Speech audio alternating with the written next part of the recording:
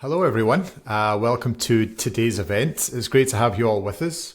My name is Nick Lambert. I'm the CEO of Doc, and today's topic for our presentation and panel is how to create a decentralized reusable identity strategy. So quite a big mouthful there, but Jamie and James, who will introduce themselves shortly, will be able to guide us through what that means.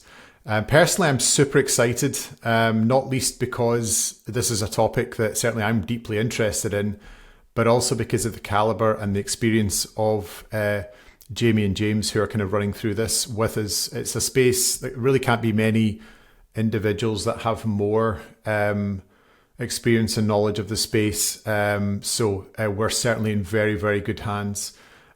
So James Monaghan we have, and also Jamie Smith, who are both co-founders of an identity consultancy called Mission, and they'll introduce that later. Nick Riss is the other co-founder. He's not with us today. So before I pass the virtual mic over to James and Jamie and let them get going with what's really some really good content, I wanted to provide a kind of quick reminder of what we're going to be looking at today. So split into really about three parts. The first is a kind of main presentation session from the guys. That'll last 35 minutes, give or take, a few minutes here or there, hopefully. And then we'll have kind of 10 or 15 minutes Q&A. So want to run through some questions that I want to pose to the guys and get some feedback on. And then the kind of final part will be opening up for audience questions. So if you are in the audience, thanks again for being with us. And if questions occur to you either now or as we go through the presentation, please put them into either LinkedIn or Riverside. And Francisco, who's working hard behind the scenes, will select some questions and pose them at the end. If yours doesn't get selected, then it's Francisco's fault. But certainly we'll maybe try and round up some and try and get to them maybe on social channels after the event if we can. So without further ado, I'd like to pass you over to James Monaghan and Jamie Smith. Thanks a lot, Nick. It's a great pleasure to be here and to be sharing this subject, which is very dear to all of our hearts, as I know.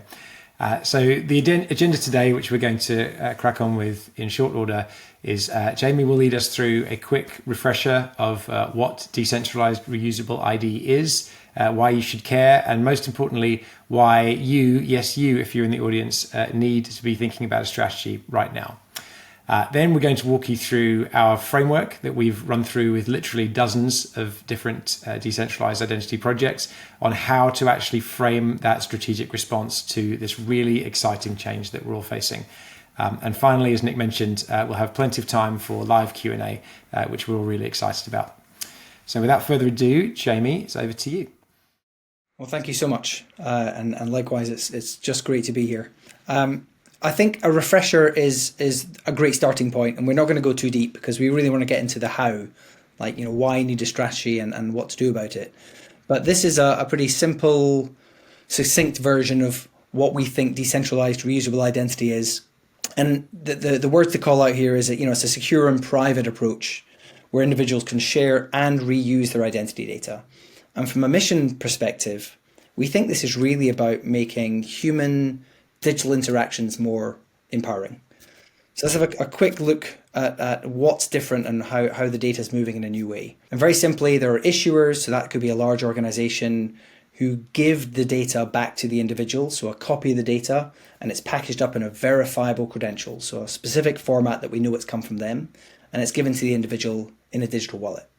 That individual is then able to share parts of that data or some of the data to different verifiers. So that could be another organization like a car company or an insurance company. And again, it's a verifiable presentation. So the data has gone via the individual and shared with a verifier that the individual is in control of. What's really quite remarkable now is that the verifier can trust the issuer because they can rely on the data because they can know where the data has come from and that it's come via the individual. So it's this new trust flow that makes it different. And what we get is these new trust ecosystems, these new bounded ecosystems where the individual can receive data and share data under their control. And that's what's, I think, a very different model to the way we think about digital identity today. And we can go further. And it's not just the individual receiving identity information from one organization and sharing it with another. We can start to think about introducing other organizations. And once the individual's in the center, not only are they in control, but they can bridge these trust ecosystems. We can move the data from one area of their life to another. So from the bank to the car company, but then I can move it to my employment environment, maybe another financial services provider.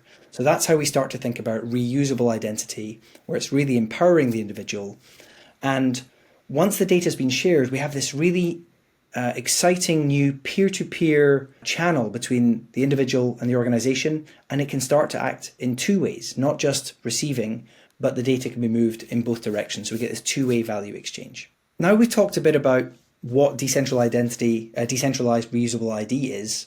Well, why do you need a strategy and why now? I think there are 3 or 4 really important shifts going on in our digital economy that are taking organizations and consumers towards reusable identity. And, we don't need to cover how important AI is or how much of an impact it's having. But once we start to think about AI on the customer side, we can start to think about personal agents. And how are we going to know which agent is which and for organizations to trust it? So personal agents are going to rely on reusable digital ID. But at the same time, big tech, the Facebooks, the Apples, the Googles, the Samsungs, they're building out their digital wallets, some on open standards. And so this is coming to the market whether we like it or not. And of course, this is in the context of regulation. Federal regulators in the US are pushing new privacy laws, and that's on the back of eIDAS 2 in Europe, where soon 300 million citizens are going to have the choice to get their own digital wallet with a portable digital identity. And then finally, I think it's fair to say customers are just fed up with ads following them around the web, data breaches, and every day we heard Ticketmaster just the other week spilled 560 million customer records.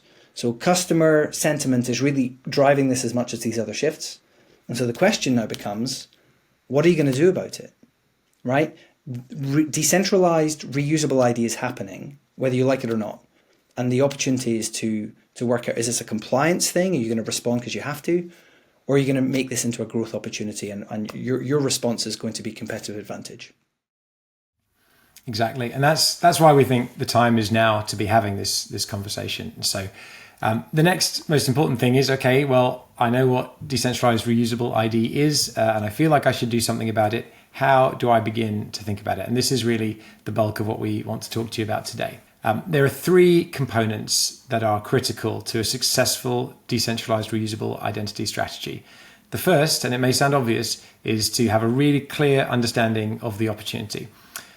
This means the user problem or the business problem or the growth opportunity that you see.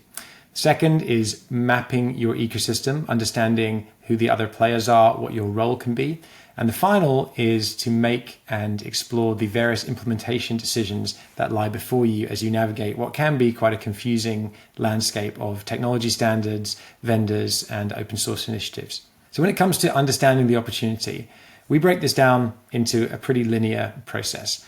The first is, what fundamentally are you trying to change? Is there a user problem? The users are abandoning sign up, or they want to have access to services that they otherwise can't?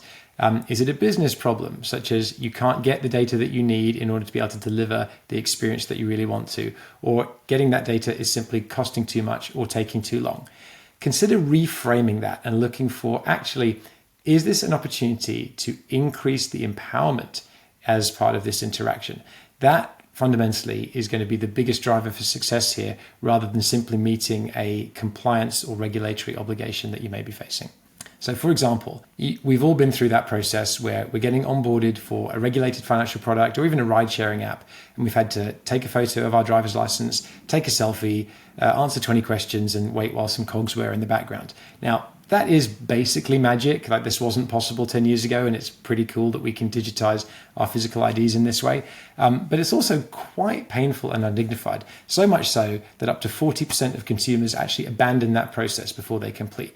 So that shows you how much consumer pain exists in that moment, but also what a lost opportunity that is for businesses. Not only because they're not converting that user, but imagine if they already had a verified ID of that user, what it would mean for them to be able to share that with others in their ecosystem. That goes from being a compliance burden to a revenue opportunity that they're missing out on. Over on the enterprise side, a more counterintuitive example might be inside the health service here in the United Kingdom, for example, where even though we think of our wonderful health service as a bit of a monolith, there's actually thousands of different institutions, all of which have fragmented and separate human resources systems.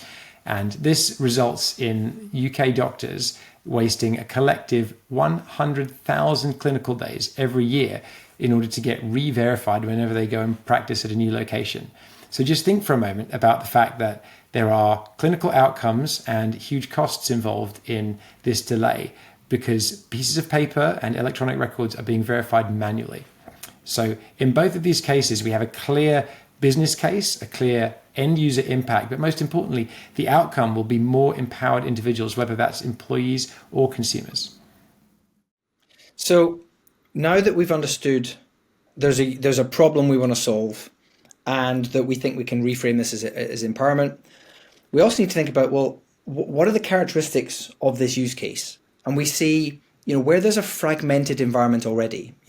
James just pointed to the health system in the UK having, it's not just one monolith, there's thousands of entities, of organizations. I think there's 250 different trusts, so groups of organizations, and they've got their own IT. Is there a naturally fragmented environment where a portable, reusable ID becomes one of the ways to really drive new value opportunities, efficiencies, and create better outcomes for those moving the identity around? But also, is there a real need to move the data? Is there a blockage somehow that it's either a manual process right now, or that the data can't move because maybe there's an issue with the way it's handled or the way it's formatted? And so this really says, if we think there's an opportunity for empowerment, is there an opportunity for reusable decentralized identity? And if we can pass both those tests, then we think the next question becomes about what role you can play. And so how we think about the benefits and the features of a reusable decentralized identity, we can start to think about, well, what role will we play because of which benefits can we drive? So these are just some of the examples of why we think about reusable decentralized identity. So portability, it's pretty obvious. I can move the data in a new way via the citizen.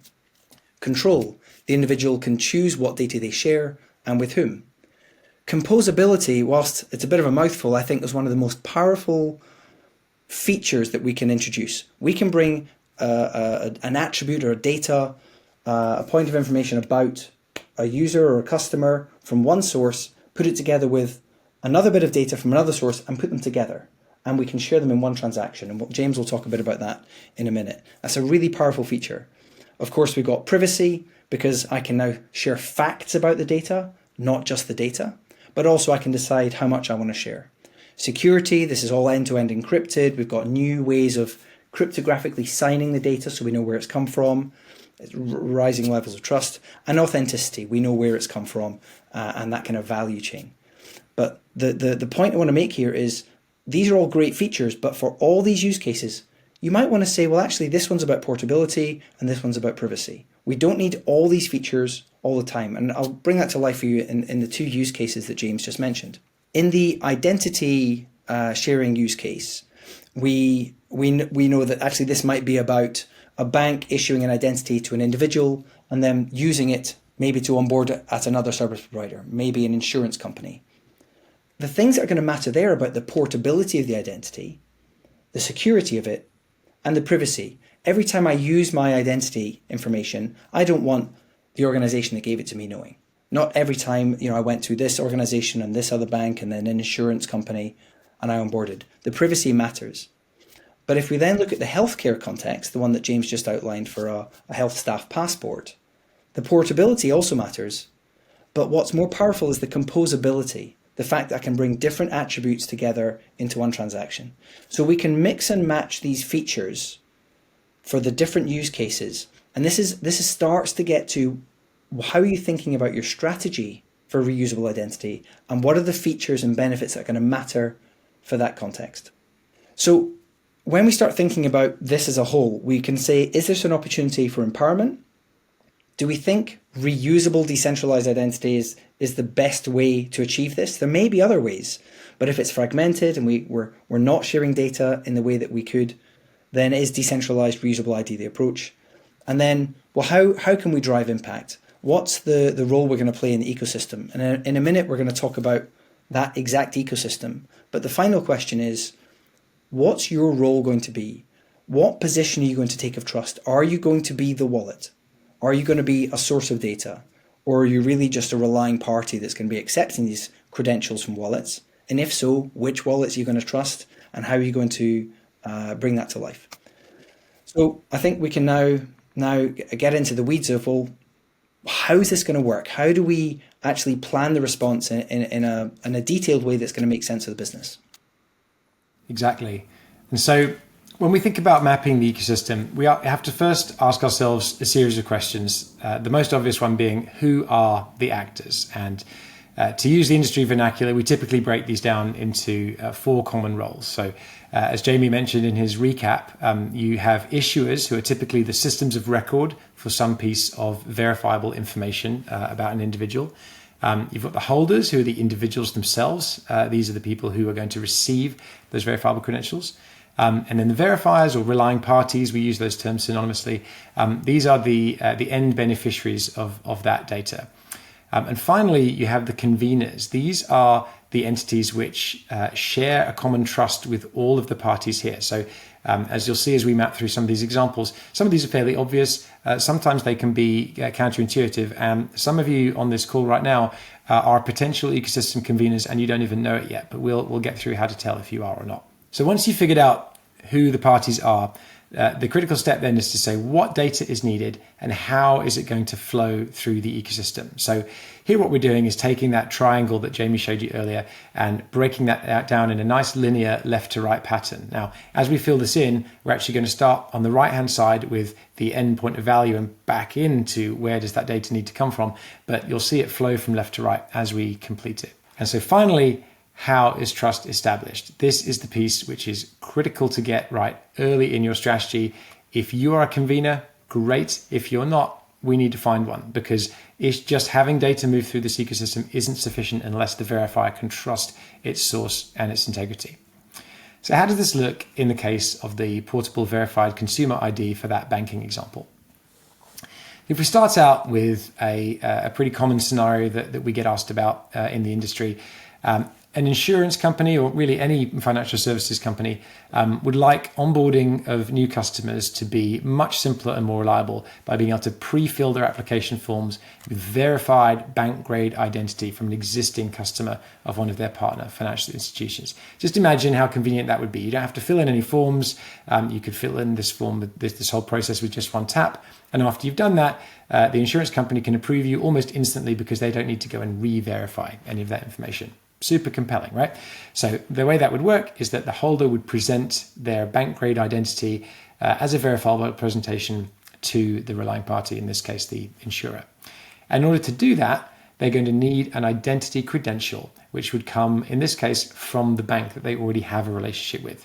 Now, this makes sense. The bank had to verify me when I became a customer. They've already got, and in fact, are required by the regulations to maintain up-to-date records of my core identity, including who I am, what my date of birth is, where I live, and so on and so forth. Probably about 80% of the information that the insurance company needs to onboard me. And so if they were to issue that to me as a verifiable credential, I would then be free to turn around and use that with an insurance company or anyone else in order to be able to open that account. Now, why would that be possible? Well, insurance companies, banks, and many financial services companies belong to consortia, ecosystems. They have regulators in common. So what needs to be enabled in order for this flow to work is some common consortium or a trust scheme that both of these entities are members of. In the credit card world, there's a number of very famous, very well-known schemes, such as Visa, who were the first to sort of pioneer this model. But increasingly in the identity landscape, we're seeing these pop up as well. And so we'll touch on a couple of those examples later on. Now, this is where the magic happens. Once you've enabled that basic end-to-end use case, which frankly you could have done with a host of other different approaches, you didn't need decentralized reusable ID. Now you're able to think, well, what else could I do with this data in the holder's wallet? And so that very same credential could be used to unlock a whole range of new use cases. So for example, if I'm making a purchase at an online retailer and it's a high value good, so they want to make sure that they're getting the verified address and that this isn't payment details that have been bought on the dark web or otherwise stolen, we could derive a valid address presentation from that KYC record that's in my credential in my wallet and present that to an online retailer. So again, that checkout process disappears in one click instead of having to type in these forms. So it's much better for the consumer, but it's also much better for the retailer because they don't have to worry about whether or not the information they're getting is authentic. If they have common trust with the issuer of that, in this case, the bank, then they are golden. And it's not just financial services ecosystems that are looking to bring that kind of thing together.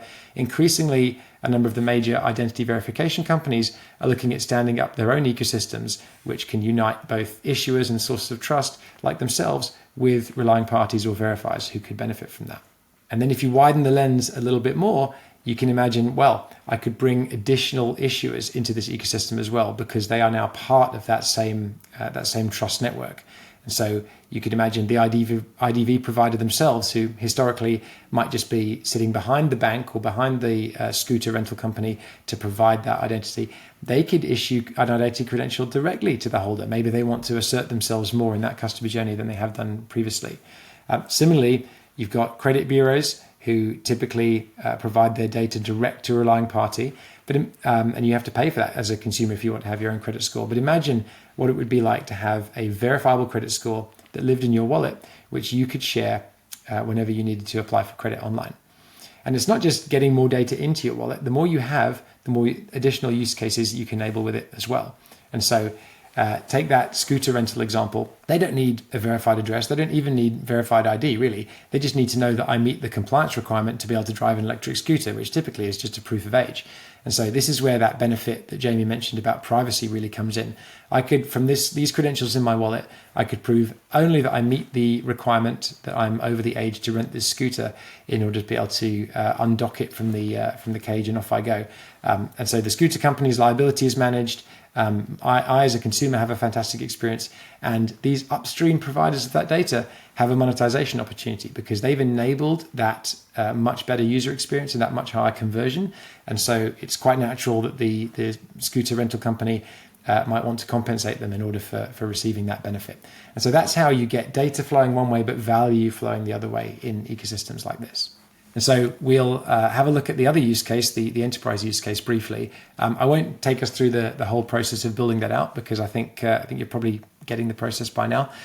So we'll just bring up a completed example here. But if you picture the scenario that we described, where a health worker works at hospital A and they want to go and apply for a position at hospital B, what they need to produce is simply their right to work, right? The fact that they have the necessary qualifications and the necessary training according to trusted authorities. And so if we had an ecosystem where their verified identity, their academic credentials, their professional certifications and training could all be provided as credentials, either, as this diagram shows, from the systems of record themselves, or as a stopgap from hospital A, the one that they already work with, then they could turn around with that same wallet, show up at hospital B and make a right to work presentation, which would contain in it a set of those attributes derived from those original credentials that would be enough to onboard them into the HR system and let them go and practice.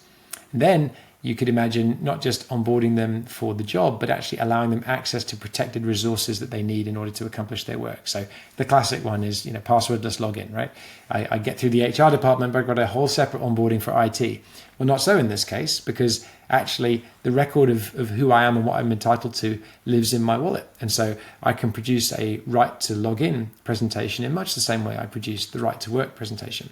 And so that's the use case we're talking about here. But what I want to really show you is how this simple left to right to left value and data exchange mapping can really help you identify any gaps that might exist. So in this case, you can't enable the login scenario without the hospital IT department being able to issue a credential. It's just not possible. You can't do that just by knowing I'm James, right? Because James itself doesn't tell you which systems I'm allowed to access. But the HR department doesn't need that. The HR department is able to simply look at, actually, am I a qualified doctor according to the mutual bodies of trust like the National Health Service and the General Medical Council. And so by mapping your ecosystem in this way, you can find out which actors you need to engage, which data you need to bring to bear, and actually how you can think about orchestrating that value exchange. Brilliant, James. I just love this model because it allows us to see, talking about digital wallets and strategy can be a bit abstract sometimes. And this just lays on a page, what data is moving, who's relying on what. And I think it allows us to see where the gaps are, which organizations to engage with, but also how we're going to agree the formats, the standards, the schema, all those kind of juicy questions that are going to be part of the strategy. So now this is kind of the moment to start talking about implementation options. So you've got a strategy, you've decided you need one, you've mapped out what the entities are and who's going to be involved. So let's have a quick look at the implementation, the kind of the big topics that we need to pick apart as part of implementation. We think there's kind of three large buckets. The first is technology and standards. The second is about user experience, the form factor, and the third is about networks and ecosystems. And so just diving into the technology and standards, there are things you should be worrying about now and the choices you need to make now. Some of these decisions can just wait till later. It's the same with the experience. Actually, is there a good enough experience that proves it works end to end? Or do we need to be sweating the details? Is it a swipe? Is it a gesture? Is it a chat? And it's the same with networks. Do I need to join a consortium or be part of one of the community bodies that's driving the standards? Or actually, are they doing the hard work and I can join later once I've proven it out? The point we want to make here is some of these questions you should answer now as part of a POC pilot stage. Some of them you can wait till you're deciding to move to production. So for example, just diving into technology, there's lots of great work already going on. And we know that some organizations are really sweating the details of which particular standard. And some of that might matter for them, but just don't be tempted to reinvent the wheel. And I don't want to spend too much time on this part because we want to start thinking about implementation options for the form factor. But maybe, James, you want to touch on some of the questions we get asked about the user experience. Yeah, although the final point I'd make on this is just that, this is one of the most gratifying things about working in this industry for a while is that about 5 years ago, this was where the conversation was at. This stuff mattered a lot, right? And I think the point we absolutely want to convey here is there is still a lot of work going on here, but there's also a community of really capable vendors who hide all of this implementation complexity from you. And so you need to be aware of some of this, but it's not key to your strategy, right? So when you think about designing your proof of concept, these choices typically should come later and you don't need to place a huge amount of emphasis on them. To some extent, that's true for form factors as well. It's very unclear what this world will look like in 5 or 10 years' time, right? Will the user have one wallet or several? If they have several, then which credentials live in which wallets? Like, do I have my banking credential in my social media wallet? Do I have my education credentials sitting right there next to my pay slips in my employment wallet? Like, who knows? That could be quite confusing from a user experience perspective. Are these wallets like dedicated apps on my phone that I have a brand affinity for? Or is that an experience that's embedded for me inside an app that I already have, such as a banking app or a social media app? And finally, do these wallets embody Web3 principles? Is it fully non-custodial, keys at the edge? If I lose my phone, I lose everything. Or actually, do we want to be in a world where brands can look after this for me in much the same way I procure any other online service? All of these things will drive technology choices, architecture decisions, and ultimately what's possible from user experience in the long term. But some of these decisions are going to be made for you. The European Union is going to airdrop 300 million wallets on the populace starting in 18 months' time, as Jamie said. So, that's a thing. And that will affect whether you have the opportunity to create your own branded wallet or not, and have that be successful in the market if that's where you play. In the United States, mobile driver's licenses based on the ISO standard are rolling out quite aggressively over the next couple of years. And so if all you're really providing is that same basic set of government issued ID credentials, you've got to think very seriously about someone's going to download yet another app when their OEM wallet likely includes their driver's license, and so on and so forth. So this stuff is important, but in the early stages of framing out your strategy, I would urge you to think about actually what is the experience we need to enable, and view the wallet just as a tool to get you there, not as the be all and end all. So that's why this is a decentralized reusable identity strategy and not a wallet strategy, because they're two very different things. And finally, as Jamie mentioned, you're not in this alone. So it's very important, once you've mapped out your ecosystem, to be clear about your role. Now, you may just be a participant. You may be the insurance company on the right-hand end of that map saying, I just want the data. Come on, give it to me. That's great. Or you might be a system of record on the left-hand side, like a government body, education institution, ID verification company, who stands to benefit from empowering the end users that they touch by issuing credentials. That's all very clear. But if that's the only role you want to play, then you're going to need to either form or join an ecosystem so that you can fill out the rest of the entities on that map. And that may require you to either become or recruit a convener, somebody that is mutually trusted by the other issuers and verifiers that you need in order to get those individuals into the network and actually deliver that value. And so knowing whether you have the opportunity, the resources, the brand permission, frankly, to play a given role in the ecosystem is quite important. It requires careful thought, because there are brands that aspire to things here which may not be natural from an end user perspective, and research is required to really understand what those attitudes and sentiments are. And the good news is there are a number of existing networks, and these are not necessarily the top examples that we've put here. This is just to show that there are some which are quite regional specific, such as EBSI in Europe, Findinet over in Finland. So they have a geographical focus. Others have use case focuses, such as Velocity Network, which is all about employment credentials, and the National Student Clearinghouse, which is focused on an education and employment use case, so on and so forth. And so you could consider joining an existing network like that, or you could consider bringing together the issuers, verifiers, and other trusted bodies to form your own network. And all of that is going to be critical, because it's very rare to find a use case like this that can thrive with just one entity in the middle. If it could, it wouldn't be a decentralized reusable ID strategy after all.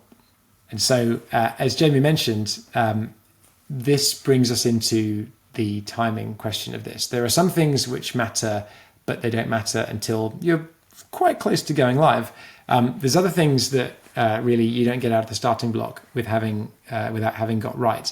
And you'll notice here that all of the technology things like DID methods, credential formats, most of that we don't think is very relevant early on. And in fact, by the time you get to production, we suspect it won't be that relevant either. And that's not because there isn't a bewildering choice. There's over 300 DID methods out there. It's because it doesn't matter that much to delivering the value. And so you'll be able to show your proof of concept, things working end to end with a really magical user experience, irrespective of which DID method is used under the hood. And so we'd urge you not to focus there.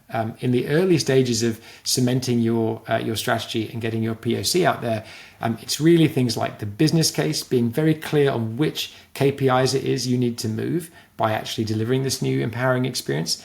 And then what does that mean in terms of UX? Will that be acceptable to end users? Will that be acceptable to the integration points around the edge?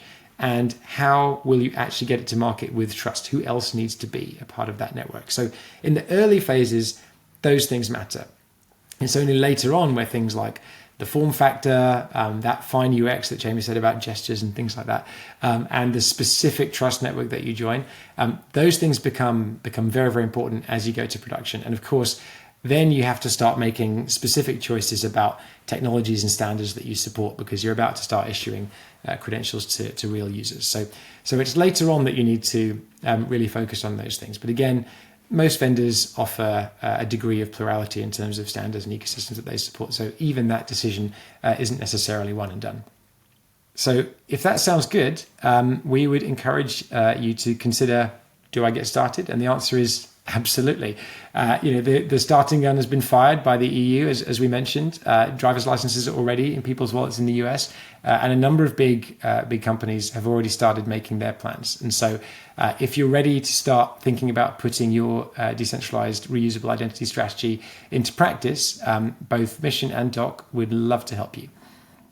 Perfect. Yeah, thank you guys. That's really, really good presentation. I imagine very, very difficult to try and distill so much experience down into such a kind of short time frame, and hopefully get a chance to unpack this just now. Quick word on Doc as well, just to let you guys know we're a reusable identity platform serving customers in the identity solution space, so KYC vendors, background check, biometrics, but we also serve some other clients as well, and some interesting things that we work on right now. A lot of the guys were talking about ecosystems, and that feature is hugely important. That's something that we've just started, that is available on Doc, and also we're starting to enable Verifier Pays Issuer, which is a key component of kickstarting this in terms of enabling issuers to start monetizing. So look out for those features. But yeah, thank you very much for the presentation. It was really interesting, and I can see quite a few questions coming in as well. I'll start. I've got some questions that kind of came to mind as we're going through that. I know that there's some questions in the chat about the presentation being visible. I think maybe some browsers struggled with Riverside or the format. So just if anyone's concerned, we will send the video out to anyone who's signed up. So if you didn't catch it all, don't worry. We will send it out within a few days of probably by the end of this week or early next. So don't worry about that. So first question for me, and something we see a lot at Doc, is that some companies, or a few companies, definitely take the impression that this is a future gazing thing. This is something that's not on our doorstep right now. But when you actually stop and consider all the things that you guys went through in terms of even mapping out the strategy, planning it out, figuring out standards and which partners to work with, there is a lot here, and there's a lot to figure out. So I guess the question is, should organizations wait to do this? Because some maybe look to see what others will do before they make the move themselves. Or is this something that you should really move forward with fairly quickly, given the urgency that maybe we're starting to see in the space? And that's to either one of you, whichever wants to answer that. I'll jump in. It's a really good question, and again, one we get a lot. I think, depending on the size of the organization, sometimes decision making can take a while. Sometimes organization change can take a while. The sponsors change, budget cycles. So we think getting started early, understanding the landscape, and it's like that table we just James just talked through. There are some details to worry about, but the business case, the use cases, the value is really where to start. And I think that mapping out the parties, mapping out the value, even getting to things like mapping out liability. These are really important questions to get started with. And if you're in a larger regulated business, there's questions for compliance, there's questions with the existing product set. So I think that conversation can sometimes take time. And I think starting now is an imperative, because as we said at the top, this is happening whether you like it or not. This is coming at you. Customers, citizens are going to have digital wallets, many of them with portable, reusable identities in them. And so your response is you're going to be able to want to respond quickly when that happens. So getting started now, I think, is quite an important first step. Yeah. And I guess obviously EIDAS is, everyone in Europe, unless you've been living under a rock, Jamie, everyone kind of knows this is coming. But also in parts of America, obviously mobile driver's licenses are starting to really pick up speed across California, Utah, I think as well, Colorado. And so it's not the case that, if you're only serving certain markets, you can worry about this later. I think this is going to be potentially a global phenomenon. That's right. And I think it's not just in some markets, you'll be compelled to at least accept these new forms of ID by regulations. It's that, you'll be compelled to by the fact that your competitors will if you don't. So whether the regulations force you to or not, like someone in your market right now has seen this opportunity and is moving on it. That's very much what we see. I've spoken to people at consulting companies much larger than little old Mission, and they tell me, for example, that every single one of their top tier financial services clients has a reusable digital identity project or more in the works right now. So it's not that this work isn't happening, it's that relatively few people are speaking about it publicly right now. And so I think it would be a big mistake to end up caught on the back foot here. And so, while 2 years may sound like a long time in terms of the time from now until the regulation comes into force, from what Jamie and I have been hearing in our conversations with clients, there are definitely people that plan to be much more aggressive than that. And Nick, you said it does look like a lot, and there's a lot to pick through. That can be true, but the good news is that this is not anyone's first rodeo. A lot of the scar tissue that's required to get these things through proof of concept and into production has already been accumulated. So whether it's working with Mission to help understand the landscape and be your partner in shaping that strategy, or working with a technology vendor such as Doc to actually help you with some of the technical underpinnings to bring that to market, you're really not on your own as you look at how to navigate this change. So I definitely urge you to go ahead and seize that opportunity. Yeah, very good point. Very good point. So one of the slides that I think can be particularly kind of bewildering to someone just starting to think about this for the first time is the number of standards, and not only that, the number of standards bodies, and we've seen this across other industries before, identity, of course. So there is a concern, maybe, how do you prevent just procrastinating and just stopping because of, I guess, a fear of all the decisions that you need to make? How should someone decide what standards body to pick, or what standards are important to them? And maybe someone like Mission could guide them through that process. Yeah, I think the way to do it is to look at that table of features that Jamie brought up, because not all of those features are manifested in every technical implementation. Some are very, very private, for example. Some are only a bit more private than the old way of doing things. And so to the extent that privacy is critical for your use case, that might drive your choice of standards. Similarly, you might be joining an ecosystem where there's already established standards and there's already credentials that are in the market. And so you're going to, at the very least, need to be interoperable with that. You may in fact sort of have your choice of standards prescribed to you by that ecosystem. And so it is an important decision to make, but sort of as we said, number one, work is continuing on the standards. Like there's a lot of very, very brilliant people out there in the community who continue to evolve them. So it's going to be a while before this is done, and you can simply plug it in and go, just like you do with a USB. But at the same time, like very few people are dealing with USB at the protocol level. When you focus on your use case, most likely you're thinking about credential exchange, about designing your presentations, about how the network of trust and value exchange works, and less about the bits and bytes and signatures and protocols that are happening under the hood. There are very good vendors out there who support all the relevant standards for a number of different ecosystems, and so we'd absolutely encourage you to really understand your requirements and then take a scan of the market and go and speak to those vendors which are relevant. And as you say, that's something that Mission's very, very happy to help with. I was going to add one more point to it, and it's almost to suppress the technology conversation, because so often it's technologists that say, we've seen this new cool thing, where can we use it? And so we end up with a very technology-centric conversation, and then it gets taken to compliance and they go, no. Or they take it to product and say, well, how's it going to fit with our existing customer journeys? And I think the counsel here is to start with the experience that you're trying to stage and work backwards. Like, what needs to be true for us to enable that? What data sources do we need? Where might that wallet or that reusable identity interaction take place? And then say, well, what are the features, the functions, and then get to the technology answer. And it's kind of age-old advice for innovation, but I think it's so important here. Otherwise, you get mired in you accidentally fall into the standards quagmire.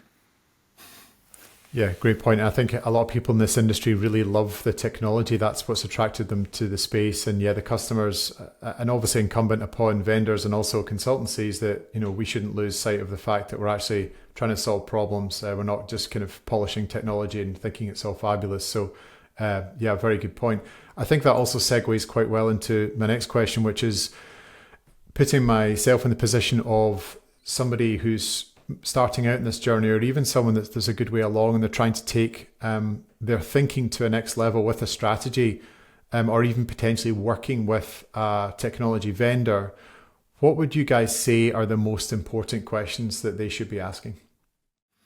Well, I think they should ask the questions of themselves that we've reviewed in this presentation for sure. In terms of like understanding exactly which KPIs they're driving forward, understanding which ecosystem they're going to be a part of and what their role within that is going to be, and then for that use case, understanding which of these benefits, which will drive your technology and form factor choices, which of these benefits are relevant and which are just sort of nice to have. The reason we spent so much time going through those and the mapping as we went through the material is because I really do believe that these are sort of the three pillars for getting your strategy right.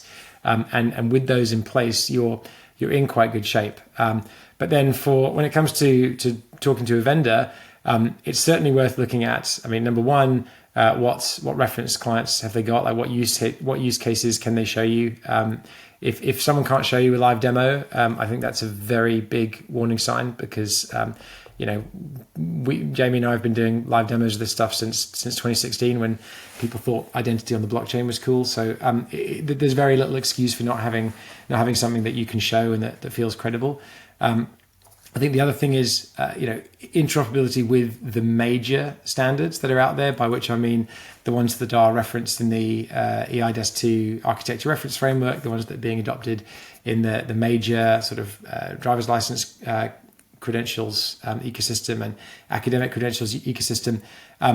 If your vendor's not a really niche specialist and still doesn't interoperate with at least a couple of those, I think that's a bit of a red flag, because that used to be very, very hard, but today it's really not. And then finally, you've got to be aligned commercially. Obviously, this is relatively new, and different vendors have different views on where their participation in the value chain is. And so I think it's worth having a vigorous conversation about that. A lot of this may not be known until the whole ecosystem comes together and decides what that model is going to be like. So the key here is not to lock on an answer early, is to find someone that you can partner with on that journey, and actually have that real relationship as you go through it. So that'd be my point. But I'm sure, Jamie, you've got something you'd want to add. Do you know, I was only going to build on that last point about commercials. I think again, maybe it's the scar tissue from having a very technology centric conversation in the past, but as soon as you take this to commercial teams and CFOs, they're going to want to think about the cost profile, right? If we're wildly successful and suddenly transactions or credentials fly off the shelf, they're being used everywhere, are we going to see our costs spike? If we're paying per drink, per transaction.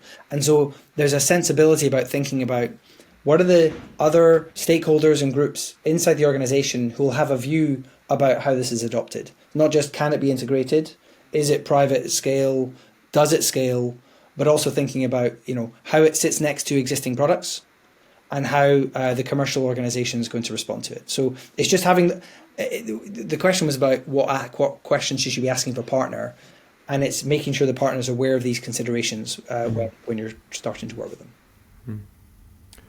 Very good points. So final one for me before we look at some of the participant questions.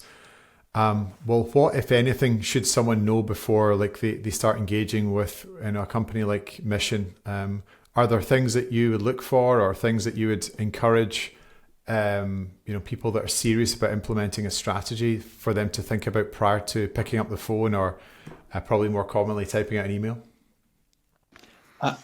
Well, I was just going to step in and say, I think we want to encourage all organizations, really of any type. There's something funny about identity is it touches everyone and everything. This is the mother of all horizontals, as it were. So there isn't a sector that's not going to be touched by this. There isn't an employee or a citizen. And so organizations of all types and shapes and sizes are going to have to start on this journey. And to the point we said earlier, I think starting now is the most important thing, even if it's just to educate yourself.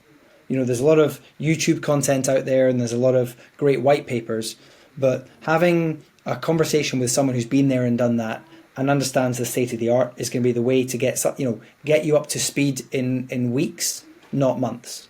And I think helping organizations of any size is really what we wanted to be doing at Mission, and getting started now is really what we're all about. That's right, and it's worth saying, Jamie, that one of the services we offer is actually an audit where we're willing to work with stakeholders, at your organisation and understand like what is their level of awareness, both about the capabilities, the overall changing in the market, but also the assets and opportunities that your organisation has.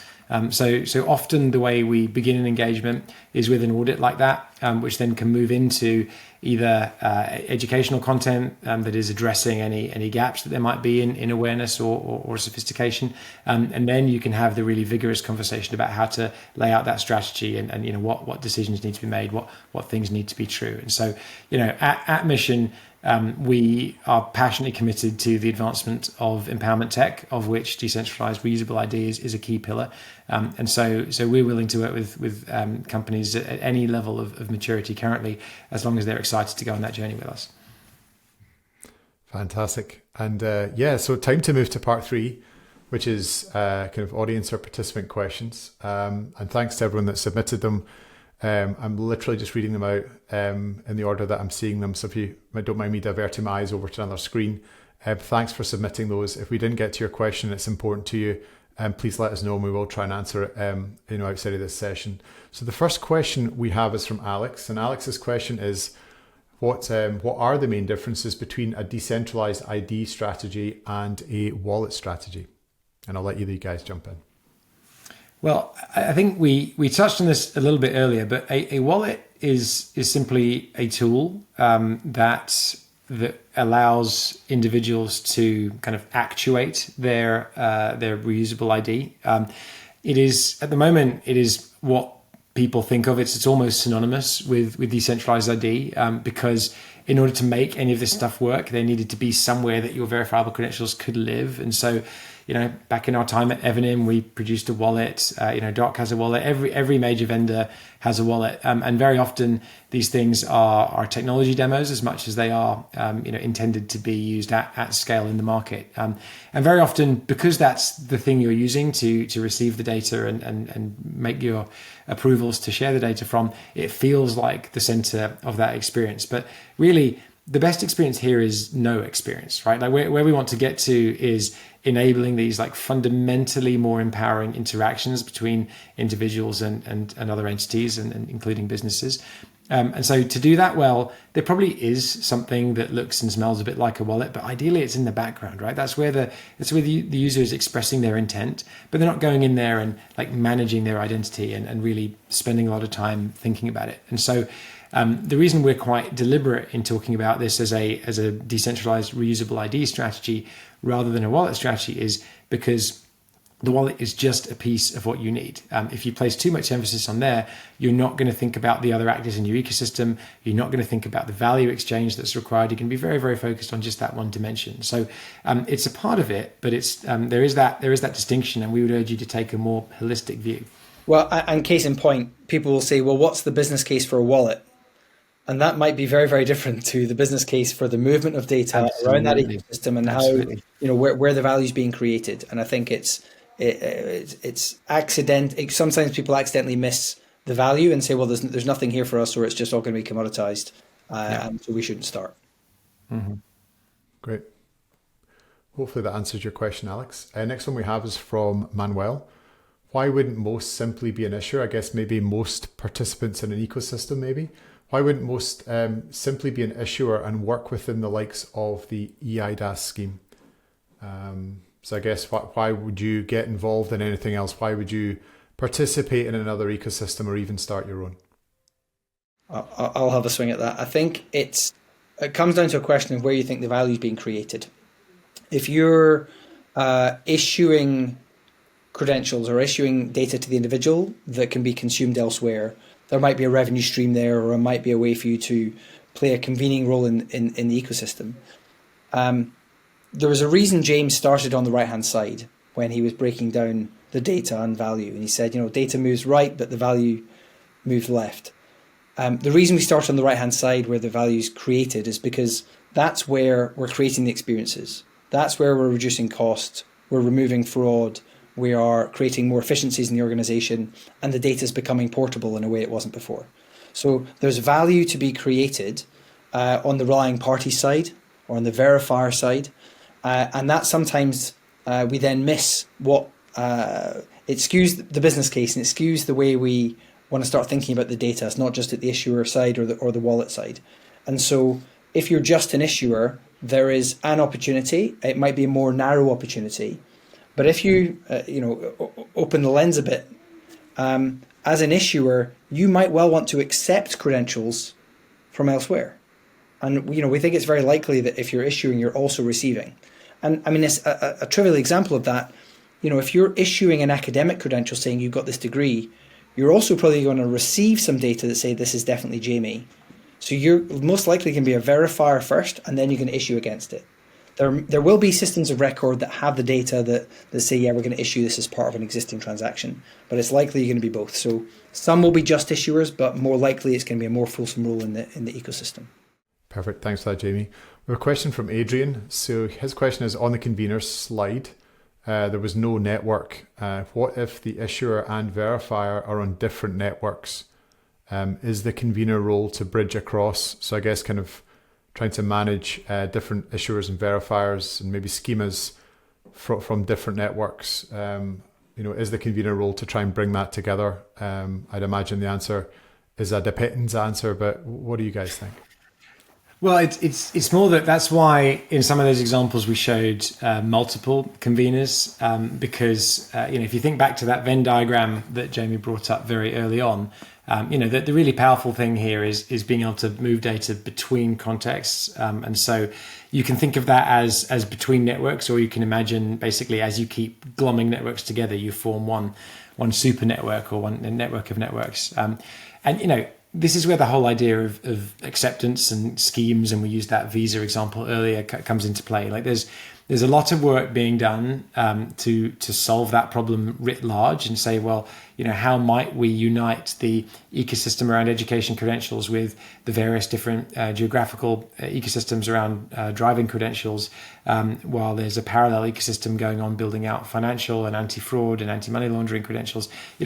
It would be ideal if all of that came together, but currently they are islands and frankly quite far apart islands at the moment. And so it's really kind of a two-part answer, I think, Adrian. I mean, the first thing is when we say network, we're not meaning it as a piece of technical infrastructure specifically, although often the convener or the ecosystem governance body will have things like registries that let you know who the trusted entities are in there, and various other assets that deal with the practicalities of trust and actually of commercial value exchange within that network. So all of that exists, but when we say convener, we're deliberately zooming out just half a level from there, because it's less of a technical thing and more about a trust thing. So you can well imagine that here in the UK, for example, you could have the body of educational organisations issuing credentials and verifying them as part of like a higher ed use case with employers hanging off, and there's the kind of a general work and education network that sits right alongside a banking-driven network that's around financial transactions and fraud and things like that. But ideally, they would be governed collectively by the UK's Digital Identity and Attributes Trust Framework, right? Ideally, you'd get some modularity in there that says, well, here's what it means when you get a credential of a certain provenance from a certain trusted issuer. And that's how you can allow these things to come together. So very practically, we don't imagine one network to rule them all in terms of like one blockchain, one DID method, one family of protocols. I think that's unrealistic and frankly not even necessary. I think we'll have portable trust between these networks, and that will be enabled by acceptance scheme rules that will probably look and feel a lot like what we had in the emergence of the early credit card networks. Perfect. Great answer, James. So we're trying to be inclusive. We're trying to get to all the questions we can. So if we can try and pick off 3 more, I know we're going to run slightly over time, so hopefully that's okay, just a couple of minutes or so. So if we can try and make these relatively quick fire answers, that would be super helpful. Although looking at some of the questions, that might be tricky, but let's have a go. It's a question from Masood. What's your take in terms of AI implications on digital ID or decentralized ID? You could go anywhere with that one. That's potentially I think a half hour. It's made for you, Jamie. Take well, it. I'll be brief. There's a two-part answer. The first answer is generative AI is going to take a knife through identity information that we use today, like our face and our voice that we use to biometrically prove it's us at the bank. Generative AI is going to take a knife through that. So we're going to need new methods to prove it's us. And I think reusable portable ID is the first, or one of the best for that. And secondly, the hidden AI opportunity is actually the AI that lives on our device and is actually trained on our data and exists for us. And it's the AI at the edge. Some call it personal AI. And I think when that starts to be used to engage off our device, so we're starting to engage services and the AI acts on our behalf, they're going to need to know it's us. And we can't have a big monolithic centralized ID for that. We're going to need an AI at the edge that lives with us that proves that personal AI is working for us. Perfect. Thank you, Jamie. A question from Chaitanya. Apologies to both you and your parents if I probably butchered the pronunciation of your name.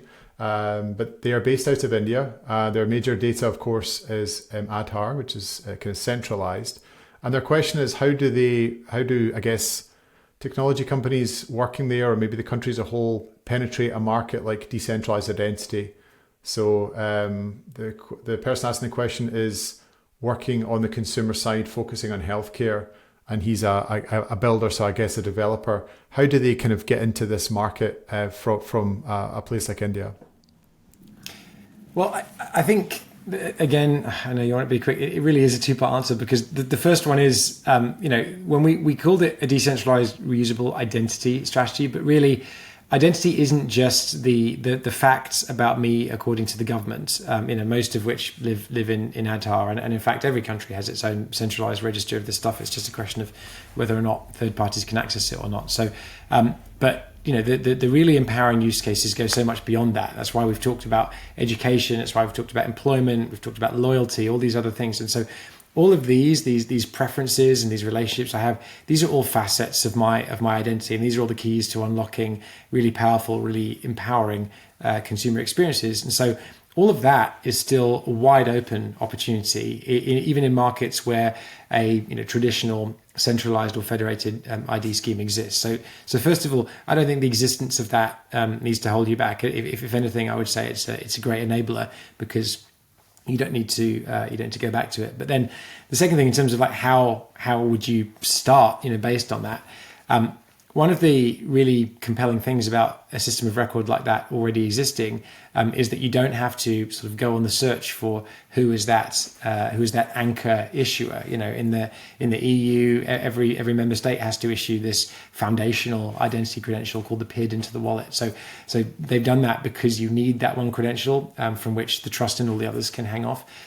In markets where there's a centralized registry like that, there's a number of techniques you could use to either credentialize the data that someone gets from that, where you're basically proxying the trust from that registry through to your new ecosystem, or just allowing it to be verified at the time of presentation. Now, that's a technical answer. There are likely regulatory considerations as to exactly which entities would be allowed to do that and how that would need to work. So don't go ahead and start doing that tomorrow and say James told you so. But the key thing is we can see a path through there is the point. So I'm going to add a mini. I know we're out of time, but a mini point C is start at the edge, work out the use case, work out the experience, and work backwards. And if some of the data can come from the center, then that's fine. And I know some of the identity vendors in India who are already connected to Aadhaar, they are starting to think about credentializing it. So there's going to be other sources that you'll be able to connect to. Perfect. Final question. How does decentralized identity fit with the emergent ecosystem of data spaces growing within the EU? Have you guys come across any synergy between those technologies? I'd say a little bit. It all comes back to this word of trust. So data spaces, being places where we can trust where the data's come from, and having a bit more of a trusted infrastructure that allows us not to move away from the big tech saying actually all our data is in a data center in Silicon Valley or in Seattle. The way I think it fits is similar to my point about AI. We can have the data in different places. We can architect it in a different way. We're still going to need to prove it's us accessing it. It's this great conceit, or not conceit, challenge around data access requests. Well, data is now portable. I can get a copy of my data. Well, how do you know it's me asking? Ultimately, it comes back down to, well, who's putting data into these data spaces and how can we get it out? In terms of having data spaces where we can gift our data, for there to be central analytics on community health information, that becomes valuable. But how do we know it's coming from real human beings and from a source that has been consented? Those are the questions that I think decentralized reusable identity starts to help with, because we've got flows that mean I can share the data and prove it came from me, and maybe anonymize that data on the way through. Perfect. Great spot to finish. I think that's a wrap, given that we're a little bit over time, but I think generally we managed the time really, really well. So James Monaghan and Jamie Smith of Mission, thank you so much for coming on. Loads of really great insights there. Of course, anyone that has signed up, we will, like I said, email out the session itself. And of course, there'll be details in there if you want to reach out to Doc or Mission or both of us. Certainly, there'll be obvious ways to do that within those emails. And yeah, really big thanks from, I guess, all of us for participating in this session and also making it interactive with loads of great questions. So thanks again for everyone for joining, and have a great night. Thank you.